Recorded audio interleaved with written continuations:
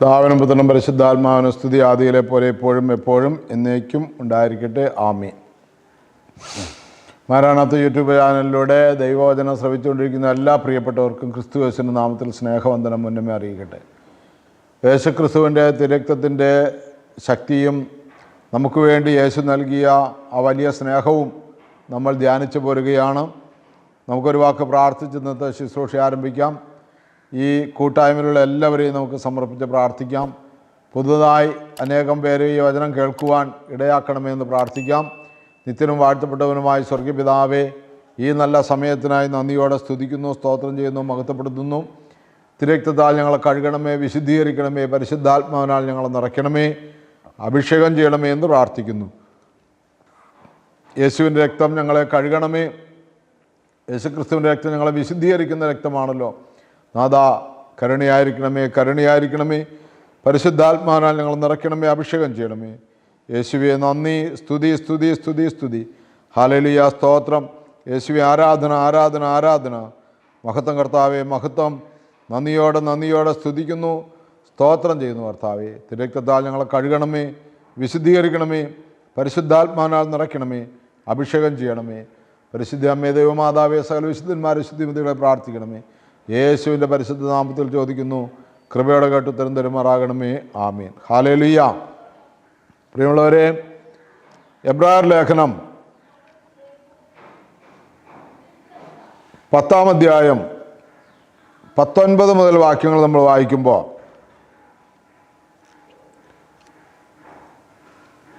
യേശുക്രിസ്തുവിൻ്റെ, എൻ്റെ സഹോദരരെ, യേശുവിൻ്റെ രക്തം മൂലം വിശുദ്ധ സ്ഥലത്തേക്ക് പ്രവേശിക്കാൻ നമുക്ക് മനോധൈര്യമുണ്ട്. എത്ര പറഞ്ഞിട്ടും തീരാതെ വണ്ണമുള്ള ധ്യാനങ്ങളാണ്, ചിന്തകളാണ് പൗലോസ്ലീഹ നമുക്ക് നൽകുന്നത്.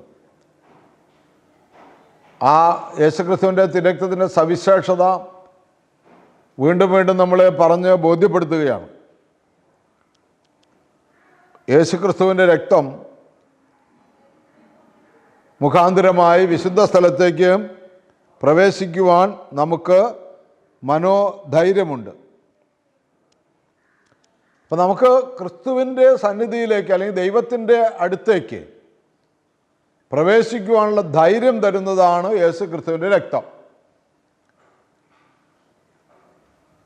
പണ്ട് പഴയ നിയമത്തിൽ ഇങ്ങനെ നമ്മൾ വായിക്കുന്നുണ്ട്, ദൈവത്തെ മുഖം നേരിൽ കാണാൻ ഇസ്രായേൽ ജനം ഭയപ്പെട്ടു. ഇസ്രായേൽ ജനം പറഞ്ഞു, മോശെ, നീ ഞങ്ങളോട് സംസാരിച്ചാൽ മതി, ഞങ്ങൾക്ക് ദൈവത്തെ നേരിൽ കാണണ്ട. നീ ഞങ്ങളോട് സംസാരിച്ചാൽ മതി, ദൈവത്തെ ഞങ്ങൾക്ക് നേരിൽ കാണണ്ട. ഇവിടെ പറയുന്നു, യേശുവിൻ്റെ രക്തം മൂലം വിശുദ്ധ സ്ഥലത്തേക്ക് പ്രവേശിക്കാൻ നമുക്ക് മനോധൈര്യമുണ്ട്. യെശയ്യാ പ്രവാചകൻ പറയുന്ന 6-ാം അധ്യായത്തിൽ പറയുന്ന ആ ദൈവസന്നിധി വളരെ ഭയന്ന് വിറയ്ക്കേണ്ട സ്ഥലമായിട്ടാണ് കാണിച്ചിരിക്കുന്നത്.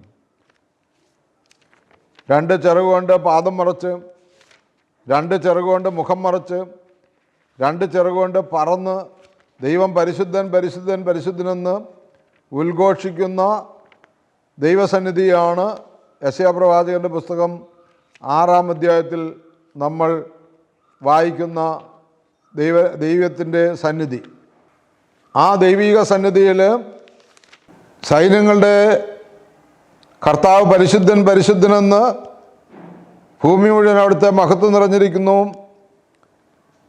അവയുടെ ശബ്ദഘോഷത്താൽ ഭൂമുഖത്തിൻ്റെ അടിസ്ഥാനങ്ങൾ ഇളകുകയും ദേവാലയം ധൂമപൂരിതമാവുകയും ചെയ്തു. ഞാൻ പറഞ്ഞു, എനിക്ക് ദുരിതം, ഞാൻ നശിച്ചു. എന്തെന്നാൽ ഞാൻ അശുദ്ധമായ അധരങ്ങളുള്ളവനും അശുദ്ധമായ അധരങ്ങളുള്ളവരുടെ മധ്യേ വസിക്കുന്നവനുമാണ്. അതാണ് ദൈവസന്നിധി. യെശയ്യാപ്രവചനം 6-ാം അധ്യായത്തിൻ്റെ 1 മുതൽ വാക്യങ്ങൾ നമ്മൾ വായിക്കുമ്പോഴാണ് അത് മനസ്സിലാകുന്നത്. ഇപ്പം ഞാൻ വായിച്ചത് 3-4 വാക്യങ്ങളാണ്.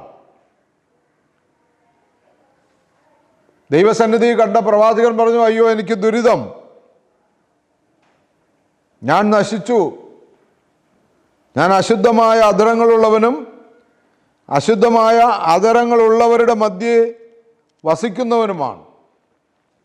ഇവിടെയാണ് നമുക്ക് യേശുക്രിസ്തുവിൻ്റെ രക്തത്താൽ ധൈര്യമായ ഒരു പ്രവേശനം ലഭിച്ചത്.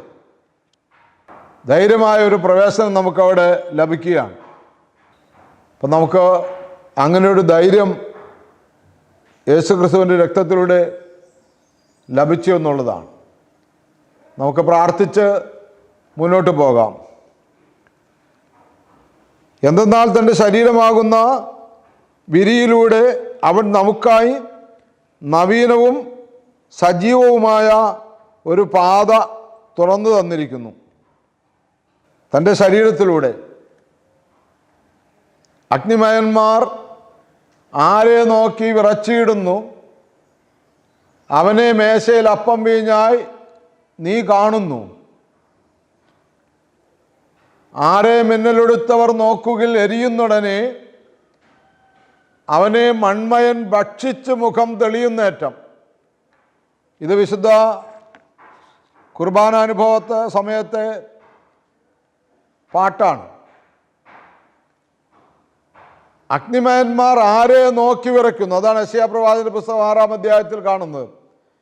2 ചിറകുകൊണ്ട് മുഖം മറയ്ക്കുന്നു, 2 ചിറകുകൊണ്ട് പാദം മറയ്ക്കുന്നു. ദൈവസന്നിധിയിൽ നിൽക്കാനുള്ള ശക്തിയില്ല.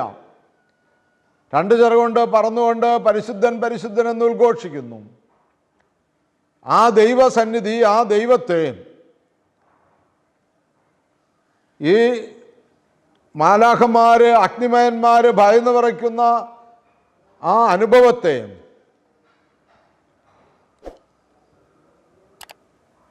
അവനെ മേശയിൽ, വിശുദ്ധ മദ്ബഹായുടെ ബലിപീഠത്തിൻ്റെ മേശയിൽ അപ്പവും വീഞ്ഞുമായി കാണുന്നു. പ്രകാശം ധരിച്ച ആരെ മിന്നലെടുത്തവർ, പ്രകാശം ധരിച്ച മാലാഖമാർ എരിഞ്ഞു പോകാതിരിക്കാൻ മുഖം മറച്ചുകൊണ്ട് ദൈവം പരിശുദ്ധനെന്ന് വിളിക്കുമ്പോൾ ആ ദൈവത്തെ മൺമയൻ മനുഷ്യൻ ഭക്ഷിച്ച് മുഖം തെളിയുന്നു. ഇതാണ് ധൈര്യം. അത്രമാത്രം സ്നേഹമാണ് ദൈവം നമ്മളോട് കാണിച്ചത്.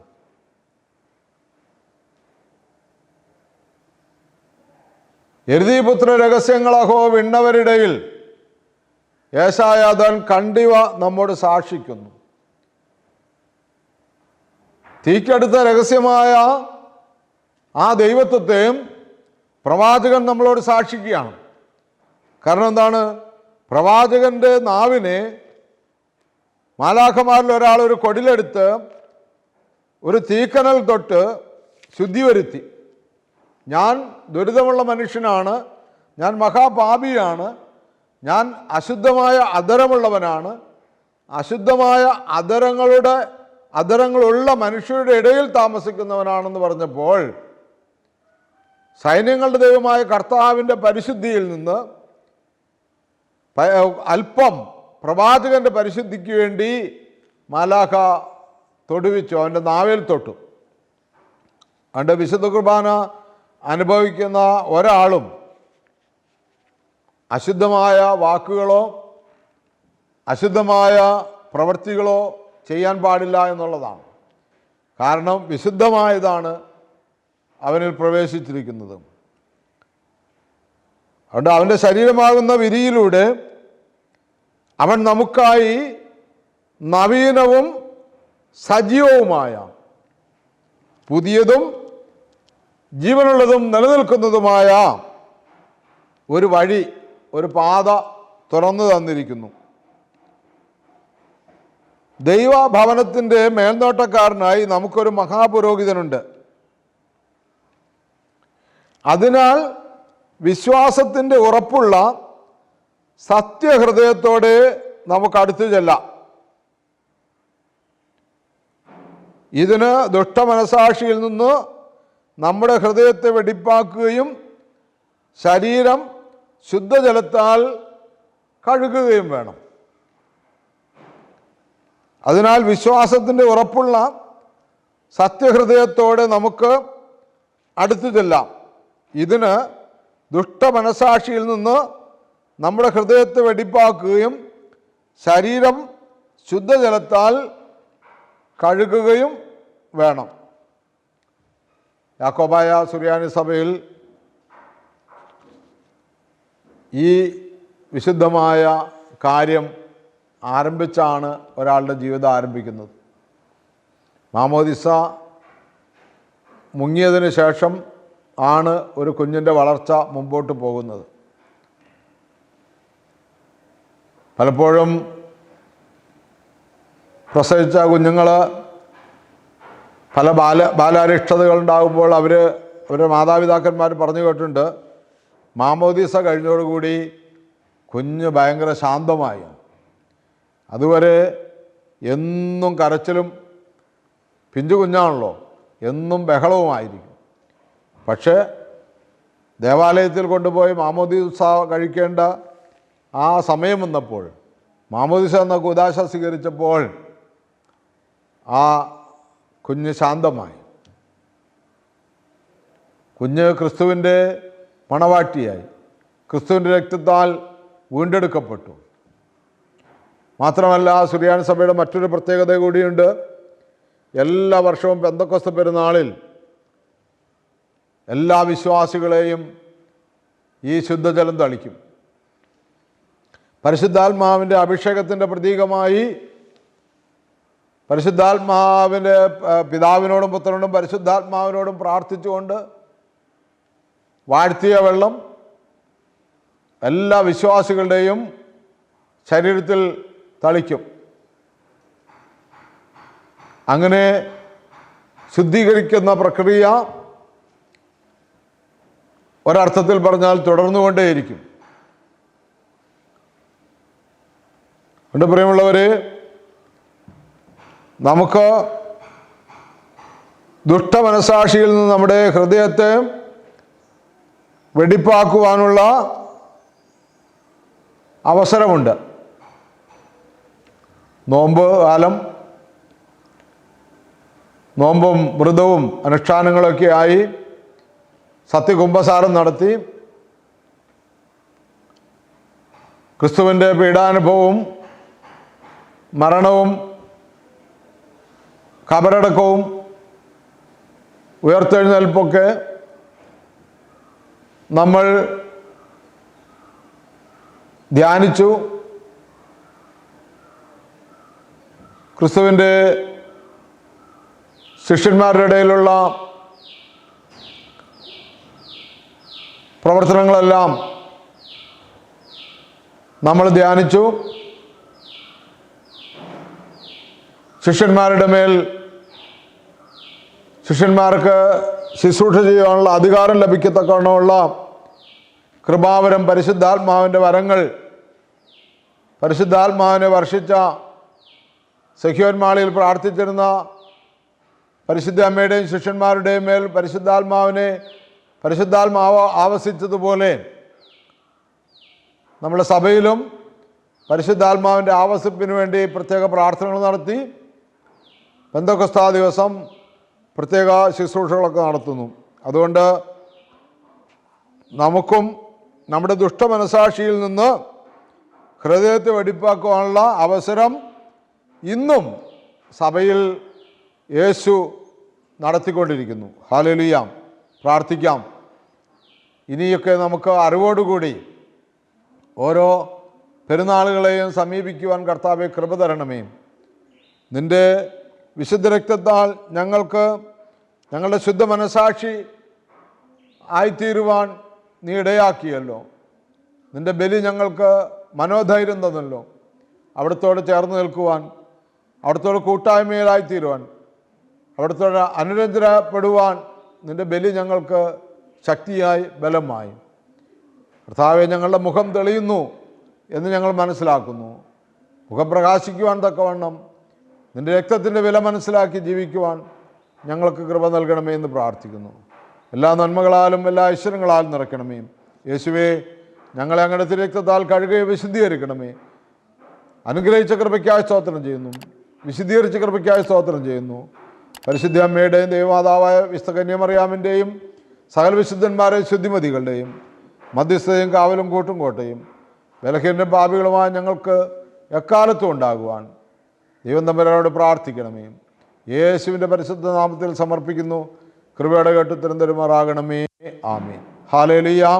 യേശുവേ നന്ദി, യേശുവേ സ്തുതി.